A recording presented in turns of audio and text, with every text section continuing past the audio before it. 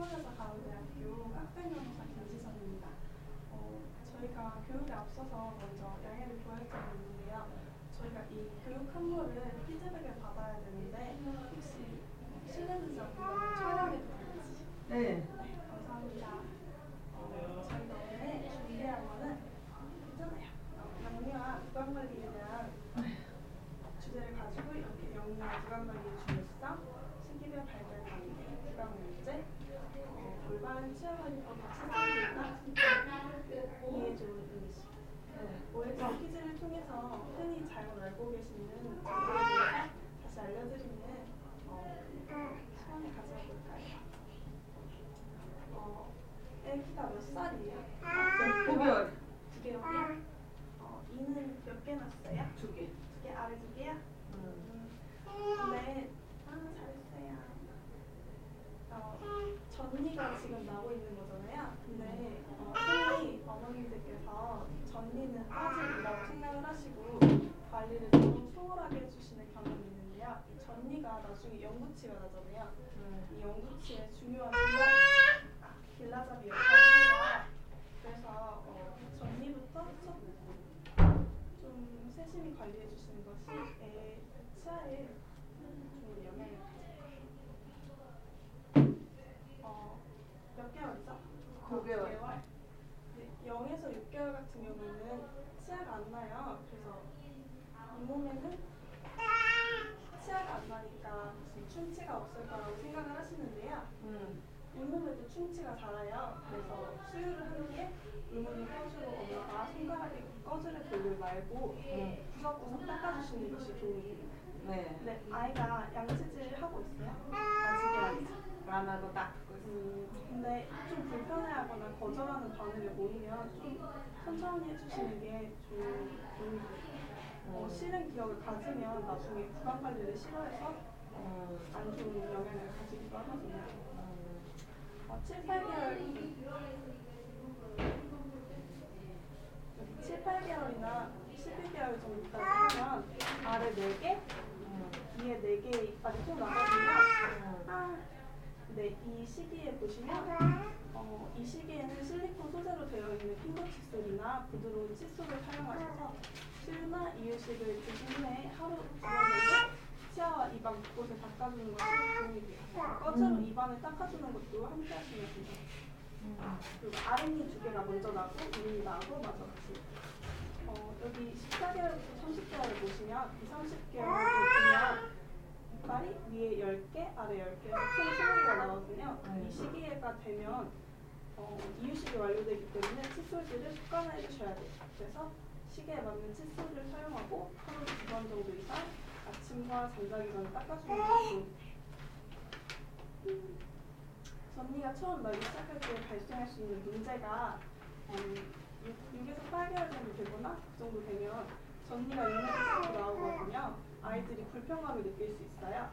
그래서 이 증상으로 침을 흘리거나 손가락을 잘못 빨거나 딱딱한 물건을 물려는 행동들을 하거든요. 이럴 때 수건과 얼음을 물려주는 것이 아이의 불편감을 해소시켜줄 수 있어요. 아기들이 두 번째로 가지고 있는 구강 문제가 아기젖병 증후군이라고 들어보셨나요? 이게 아기들이 젖병을 많이 물고 행동하고 자잖아요. 근데 우유나 분유 같은 경우는 당성분이 있는데 이 당성분이 치아를 살리는 주된 원인이 돼요. 그래서 이를 잘 닦아주지 않거나 젖병을 물고 잘 때 흔히 발생을 해요. 진행 속도가 너무 빠르고 단시간에 옆으로 퍼지면 통증이 심하기 때문에 치아가 후방으로 밀리기도 하기 때문에 예방에 신경을 써주시는 것이 좋아요. 그래서 하루 2회 정도 양치질을 해주고 젖병 대신 물컵이나 이런 것을 사용해주시는 것이 도움이 돼요. 그리고 충치라고 흔히 알고 계시는 치아 의식증이 있거든요. 이런 충치는 아기들은 태어났을 때는 충치균이 없거든요. 하지만 보호자와 입을 맞춘다거나 아이가 잘 씹지 못해서 입으로 음식을 씹어서 먹이거나 할 경우에 아이에게 충치균이 옮을 수도 있어요. 그래서 좀 이런 입을 맞추는 것보다는 음식을 씹어서 넘겨주는 행동 같은 경우는 아이 충치균이 옮을 수 있기 때문에 자제해 주시면 도움이 될 거예요. 그리고 따라서 아이의 건강한 치아를 위해서 하루 2번 이상 꼼꼼한 음식을 해주시면 도움이 돼요. 아직은 칫솔질을 하지 못하는데 칫솔질은 회전법이랑 묘원법이 있거든요. 회전법이 털듯이 위아래로 그리고 묘원법이 있어요. 묘원법은 둥글게 아이들은 이게 힘이 없고 입안이 작잖아요. 손놀림이 세심하지 못해서 묘원법을 많이 사용해요. 그래서 둘 다 어떤 방법을 쓰는 상관은 없지만 순서대로 빼먹지 않고 구체적으로 이를 닦아주는 것이 충치를 예방할 수 있어요.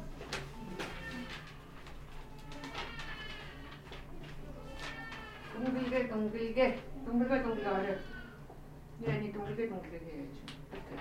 그리고 주의사항이 있으신데요. 치아를 바깥에서 먼저 닦는 것보다 안쪽에서 먼저 닦아줘야 돼요. 그 이유가 침이 안에 보이잖아요. 그래서 제대로 안 닦일 수도 있고 어금니 끝도 끝이라 신경을 안 쓰실 수 있는데 끝도 깨끗이 닦아주시고 혓바닥이랑 볼도 깨끗이 닦아주셔야 돼요. 이제 치아에 좋은 음식들을 볼게요.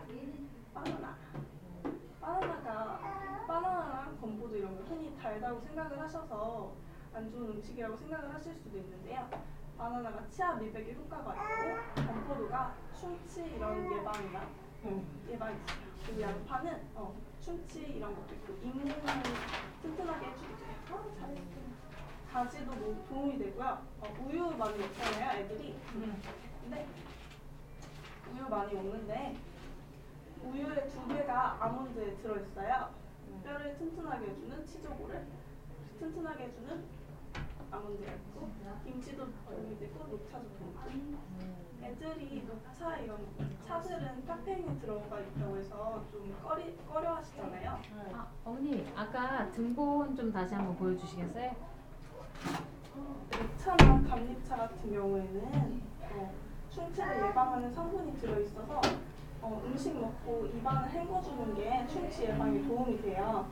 또 아이가 근데 이런 목말라 할 때 연한 차들을 주어 미리 이 맛을 알게 해주는 것도 충치 예방에 큰 도움이 됩니다.